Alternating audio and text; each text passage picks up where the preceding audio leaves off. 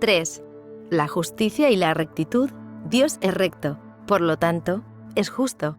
El Señor es recto en todos sus caminos. No he hecho sin causa todo lo que he hecho, dice el Señor. Los juicios del Señor son totalmente verdaderos y justos. Las acciones y realizaciones de sus criaturas no pueden influir la justicia del Padre Universal porque no hay iniquidad en el Señor nuestro Dios, ni favoritismo de personas, ni aceptación de ofrendas.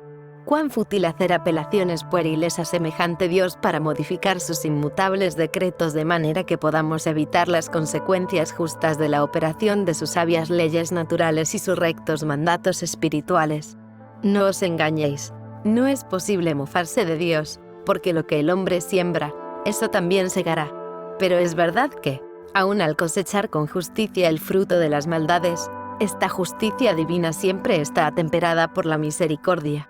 La sabiduría infinita es el eterno árbitro que determina las proporciones de justicia y misericordia que se repartirán en cualquier circunstancia dada.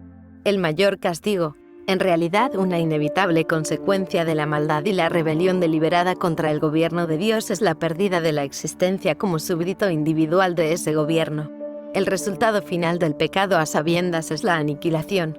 En último análisis, tales individuos identificados con el pecado se destruyen a sí mismos al tornarse completamente irreales por su identificación con la iniquidad.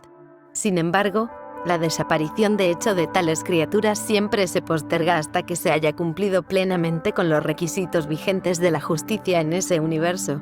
La cesación de la existencia suele decretarse durante la adjudicación dispensacional o de edad del reino o de los reinos. En los mundos tipo Urantia, ocurre al final de una dispensación planetaria. La cesación de la existencia se puede decretar en tales casos por la acción coordinada de todos los tribunales de jurisdicción, desde el concilio planetario hasta los tribunales de juicio de los ancianos de los días, pasando por las cortes del Hijo Creador. El mandato de disolución se origina en los tribunales superiores del superuniverso después de una confirmación ininterrumpida del proceso que comenzó en la esfera de residencia del malhechor, y luego, cuando la sentencia de extinción ha sido confirmada en lo alto, la ejecución es llevada a cabo por la acción directa de esos jueces que residen y funcionan en los centros de gobierno del superuniverso. Cuando esta sentencia se confirma finalmente, el ser identificado con el pecado instantáneamente se vuelve como si no hubiera sido. No hay ninguna resurrección de este destino, es perdurable y sempiterno. Los factores de identidad de la energía viviente se resuelven mediante las transformaciones del tiempo y las metamorfosis del espacio en los potenciales cósmicos de los cuales emergieron anteriormente.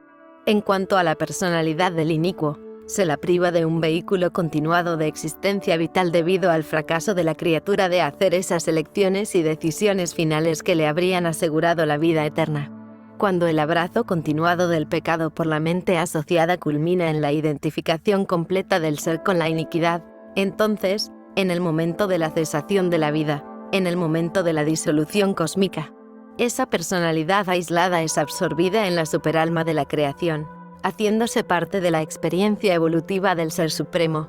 Nunca más aparece como personalidad, es como si su identidad nunca hubiera sido.